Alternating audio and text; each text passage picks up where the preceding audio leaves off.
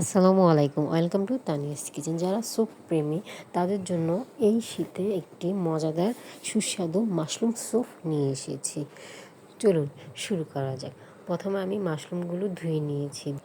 মাশরুমগুলো সবগুলি ছোট ছোট আকারে কেটে নিব। ছোট ছোট আকারে কাটা নেওয়া শেষ হয়ে গেলে এগুলো একটি পাত্রে তুলে নিয়ে এক সাইডে রেখে দিব। তারপর আমি চুলাতে একটি হাঁড়িতে পানি বসিয়ে দিয়েছি গরম হওয়ার জন্য। তারপর আমি অন্য একটি বাটিতে 2 চামচ কর্নফ্লাওয়ার নিয়ে পরিমাণ মতো পানি নিয়ে ভালো করে মিক্স করে রেখে দেবো এক সাইডে। তারপর এখানে আমি লেবু নিয়েছি, লবণ, ম্যাগি ম্যাজিক মশলা, ডিম আর রেড চিলি সসটা নিয়েছি। তারপরে পানিটা যখন হালকা বলক ওঠা শুরু করবে তখন আমি মাশরুমগুলি দিয়ে দিব। মাশরুমগুলি যখন আধা সিদ্ধ হয়ে আসবে তখন আমি গোলানো কর্নফ্লাওয়ারটা দিয়ে দিব। গোলানো কর্নফ্লাওয়ারটা দিয়ে ওটা অনবরত নাড়তে থাকবো, না নাড়লে এটা তলাতে লেগে যাবে।